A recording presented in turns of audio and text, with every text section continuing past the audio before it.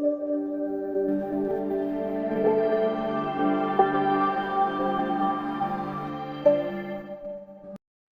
हिंद, जय हिंद, जय हिंद, जय हिंद, जय हिंद। एडुकेशनल फाउंडेशन में आप सभी का स्वागत है।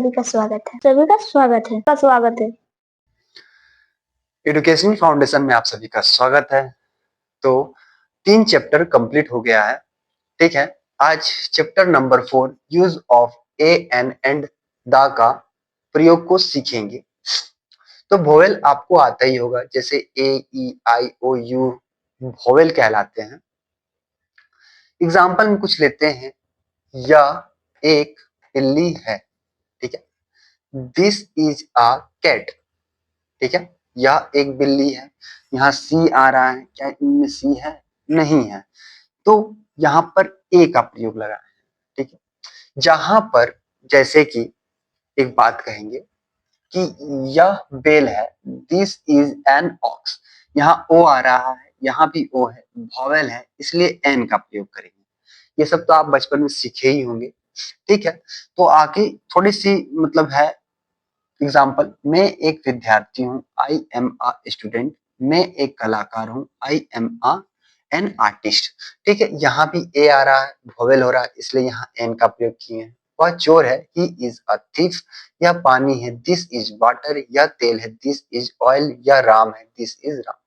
यहाँ पर एक का प्रयोग नहीं हो रहा है, इसलिए यहाँ पर एक नहीं लगाएंगे। वैसे भी ऑयल वाटर जो होते हैं, इनमें एक का प्रयोग नहीं होता है।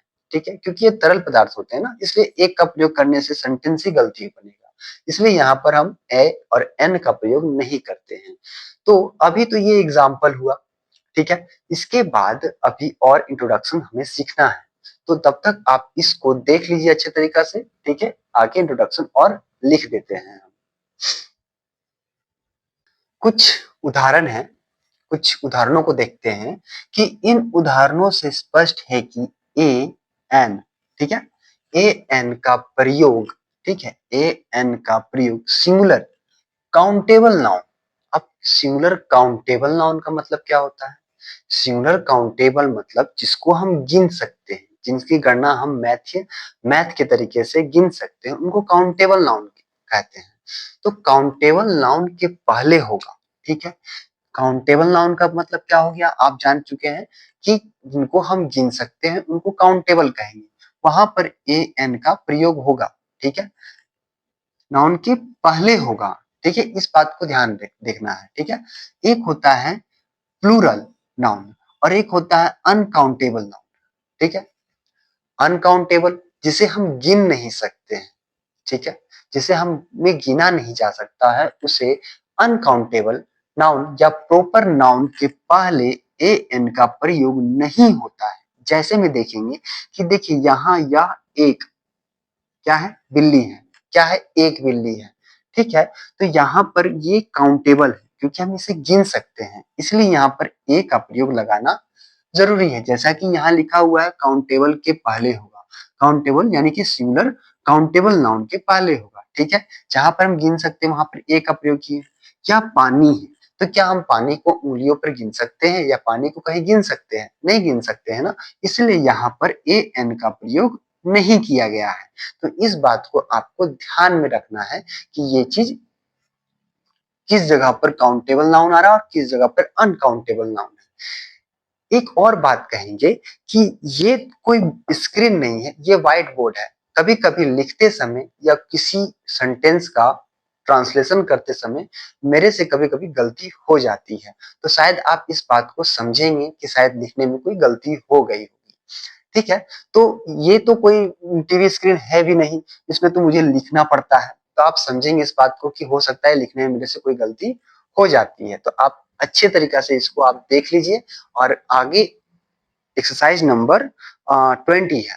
ठीक है, एक्सरसाइज नंबर 20, उसमें हम अनदर क्वेश्चन को देखेंगे। तब तक आप इसे अच्छी तरीका से अपनी कॉपी में लिख सकते हैं। एक्सरसाइज नंबर 20 स्टार्ट है। ठीक है, यह एक घोड़ा है, यह एक अंडा है, वह एक हाथी है, यह एक छाता है। तो इसका बनाना है आपको, बहुत ही आसान है, बहुत ही आसान तरीके से आप इन सारे क्वेश्चन को कमेंट में लिख सकते हैं। तो हम लिखना स्टार्ट करते हैं और आप अपने कॉपी पेंसिल लेकर रेडी हो जाइए। ठीक है, यह एक घोड़ा है। ठीक है, दिस इज अ हॉर्स। ठीक है, यह एक अंडा है। This is an egg. ठीक है, यहाँ एक आ रहा है, काउंटेबल है। यहाँ ई आ रहा है, AEIOU, इसको याद रखना है। वह एक हाथी है, वह के लिए यहाँ पर दैट लगाएंगे। That is an elephant. बहुत ही अच्छे तरीका से। यह एक छाता है। Is an umbrella.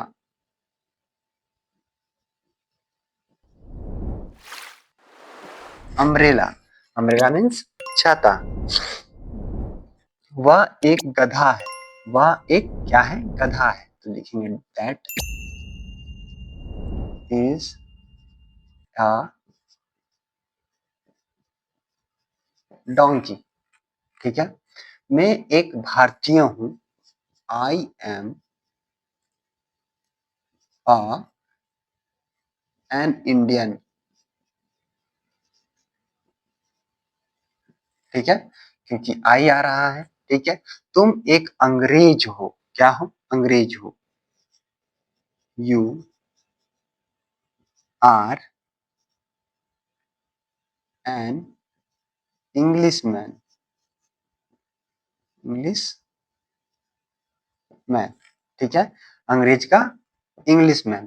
ठीक है, आप एक कवि हैं। You are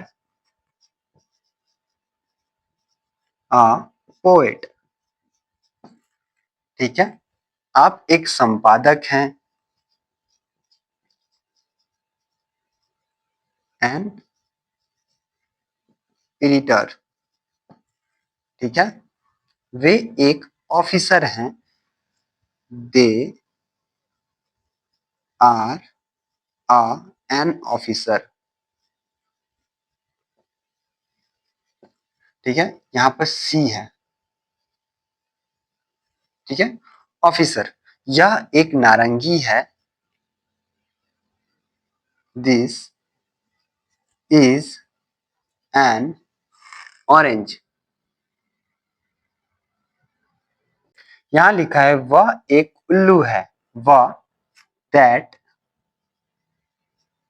is an owl. तो कितना आसानी से ये बन गया। ठीक है, कहां पर ए का प्रयोग और कहां पर एन का प्रयोग होगा, ये चीज को आप अच्छी तरीके से देख लीजिए। बाकी यदि कहीं लिखने में गलती हुई हो तो आप कमेंट जरूर करिएगा, फिर भी मैं अपनी तरफ से चेक कर लेता हूं। कि जैसे यह एक घोड़ा है। This is a horse. ठीक है, यह एक अंडा है। This is an egg. वह एक हाथी है। That is an elephant. यह एक छाता है। That is an umbrella. वह एक गधा है। That is donkey. और मैं एक भारतीय हूँ। I am an Indian. तुम एक अंग्रेज हो। You are an English man. क्योंकि AEIOU। ठीक है, आप एक कवि, यू आर अ पोएट, आप एक संपादक, यू आर एन एडिटर। आप अच्छे तरीका से इसको अच्छे तरीके से देख लीजिए। मैंने चेक कर लिया। यदि कोई गलती हो रही है तो इसे कमेंट जरूर करिएगा और अच्छे तरीके से आप अपने कॉपी में इसे अच्छे तरीके से लिख लीजिएगा। एक्सरसाइज नंबर 20 का बचा हुआ कुछ क्वेश्चन था जिसको मैंने लिख दिया है। इस क्वेश्चन को आपको अपनी कॉपी में करना और कमेंट भी कर सकते हैं। तो जैसे लिखा गया है, यह एक कुल्हाड़ी है, तो आप तब तक इसे बनाइए। ठीक है, तो नहीं तो मैं फिर बनाता हूं। यह एक कुल्हाड़ी है। क्या लिखेंगे यहाँ पर? This is N x. वह एक विद्यार्थी है। दैट, और दैट भी लिख सकते हैं और ही भी कर सकते हैं, कोई दिक्कत नहीं है। ठीक है, इज अ स्टूडेंट। ठीक है। राम एक हाकिम है, राम इज ऑफिसर, सॉरी यहाँ पे ए एन का प्रयोग होगा, एन ऑफिसर, ठीक है, ऑफिसर। लिखा है वह आटा है, दैट इज, वह आटा है, दैट इज फ्लोर, फ्लोर, ठीक है। यह चाय है, दिस इज टी, वह चीटी है, दैट इज एन एंड, ठीक है। यह तेल है, दिस इज ऑयल, ठीक है। यह चीटी है, दिस इज एन एंड, ठीक है। यह स्याही है, दिस इज इंक, ठीक है। यह स्याही है, यहाँ पर एक का बात नहीं किया गया है, पर यह चीटी है, तो यहाँ पर एक का सेंटेंस को पढ़ने पे लग रहा है कि यहाँ पर एक चीटी की बात की गई है, इसलिए यहाँ पर हम एन का प्रयोग किए हैं। यह स्याही है, दिस इज इंक, मैं कवि हूं, आई एम पोएट, ठीक है। तुम रवि हो, लिखेंगे यू आर रवि, ये कंप्लीट होता है, ठीक है। यहाँ पर आप देख ही सकते हैं कि यहाँ पर डेट और ही का प्रयोग 2 बार किया गया है, तो इसको एक बार अच्छे तरीके से अपने कॉपी में मिला लेना है, ठीक है। समझने वाली बात क्या है कि हर एक वर्ड मीनिंग को अपने कॉपी के पीछे में लिख लेना है, कि हाँ कॉपी के पीछे में ये वर्ड मीनिंग लिखने से आपको याद रहेगा। इंग्लिश सीखने में सबसे जरूरी चीज होता है कॉपी में अपने वर्ड मीनिंग को लिखना, ठीक है, और उसे याद भी करना है, लिखने से काम नहीं चलेगा। हाकिम का ऑफिसर, आटा का फ्लोर, चाय का टी, ये चीटी का तो आपको पता ही है, एंट होता है। अच्छा सॉरी सॉरी सॉरी, चीनी है, सॉरी सॉरी सॉरी, यहाँ पर चीनी है, तो यहाँ पर शुगर करेंगे ना, अब ना हुआ सही, इसलिए मिलाना बहुत जरूरी होता है। यह वह चीनी है, दिस इज, वह चीनी है, दैट इज एन शुगर, ठीक है, अब सही होता है। यह तेल है, दिस इज ऑयल, यह चीटी है, दिस इज एन एंट, यह स्याही है, दिस इज इंक, मैं कवि हूँ, आई एम पोएट, तुम रवि हो, यू एंड रवि। हो सकता है लिखने में गड़बड़ होता है, क्योंकि ये जो चीज है इसको मैं 2 बार लिख रहा हूँ, क्योंकि इससे पहले लिखने समय क्या हुआ कि माइक ऑफ हो गया, बैटरी लो हो गया, पता ही नहीं चला, तो जो भी हम बोले रिकॉर्डिंग ही नहीं हुआ, इसलिए हमको उसको 2 बार लिखना पड़ा, तब जाके हुआ, इसलिए गड़बड़ कभी कभी हो जाता है कि इतना मेहनत करने के बाद भी माइक की रिकॉर्डिंग ही नहीं करता है। देखें आप मैंने अपने वीडियो में डाला था, ये माइक प्रॉब्लम कर गया है, जिसमें इसमें नॉइस रिडक्शन होता है, तो उसके कारण नॉइस रिडक्शन काम ही नहीं कर रहा है, नॉइस रिडक्शन बोल रहे noise cancellation, sorry noise cancellation इसमें काम ही नहीं करता है, तो दिक्कत हो गया, इसको दोबारा लिखना पड़ रहा है हमको। तो हुआ क्या है कि अब आप इसको अच्छे तरीका से देख करके अपने कॉपी में मिला लीजिए, हो सकता है कि यहाँ पे मेरे से गड़बड़ हुआ हो, आप देखे हो, कमेंट जरूर करिएगा, ठीक है। तो समझने वाली बात तो और कुछ नहीं है, बस कंप्लीट एक्सरसाइज नंबर 20 कंप्लीट होता है। इसके बाद एक इंट्रोडक्शन भी है, तो उसको आप देख लीजिए अच्छे तरीका से, उसके बाद एग्जाम्पल भी होगा, तब एक्सरसाइज नंबर 21 स्टार्ट करेंगे, तब तक आप अच्छे तरीका से इसको देख लीजिए। एक्सरसाइज नंबर 20 का बचा हुआ कुछ इंट्रोडक्शन था, जिसको समझना बहुत जरूरी है, यदि इसे नहीं समझेंगे तो एक्सरसाइज नंबर 21 समझ में नहीं आएगा, ठीक है। समझते हैं कि यदि नाउन के पहले एडजेक्टिव हो तो ए एन का प्रयोग एडजेक्टिव के पहले होगा, ठीक है। एडजेक्टिव क्या होता है, मैन, यहाँ जो लिखा गया है he is a man, man क्या हो गया मेरा, आदमी, आदमी जो है ये एडजेक्टिव हो गया, तो एडजेक्टिव के पहले क्या आया, ए का प्रयोग हुआ है। इस बात को अच्छी तरह से समझ में आ गया आपको। यदि नाउन के पहले एडवर्ब प्लस एडजेक्टिव हो तो, ठीक है, यदि नाउन के पहले, यदि नाउन के पहले, नाउन मतलब कोई संज्ञा दिया गया हो, जैसे यहाँ पे लिखा गया है राम, ठीक है, ये क्या हो गया, संज्ञा हो गया। यदि नाउन के पहले एडवर्ब हो, ठीक है, या एडजेक्टिव प्लस एडजेक्टिव हो तो ए एन का प्रयोग एडवर्ब के पहले होगा। ठीक है, इस चीज को समझना कैसे है कि जैसे कि यहाँ लिखा हुआ he is an old man, ठीक है, तो ये ओल्ड क्या हो गया मेरा, एडवर्ब हो गया। ये ओल्ड क्या हो गया मेरा, एडवर्ब हो गया, और आदमी क्या हो गया, एडजेक्टिव हो गया। तो एडवर्ब प्लस एडजेक्टिव के पहले ए एन का प्रयोग हमको करना है, इस जगह पर किया गया है। ठीक है, तो बस समझने वाली बात था, समझ में आ गया। एडजेक्टिव हो तो ए एन का प्रयोग एडवर्ब, ये क्या है, एडवर्ब के पहले होगा, यानी कि ये जो ओल्ड लिखा हुआ है उसके ठीक पहले ही ए एन का प्रयोग होता है। ठीक है, he is a good man, अब इसमें भी वही बात है, जिसमें एडवर्ब है ये और ये एडजेक्टिव हो गया, तो एडवर्ब के ठीक पहले यहाँ लिखा गया है, एडवर्ब के पहले ही ए एन का प्रयोग करना, जैसे यहाँ पे ए का प्रयोग किया गया है, ए का प्रयोग किया गया है। ठीक है, Ram is an editor, Ram एक संपादक है।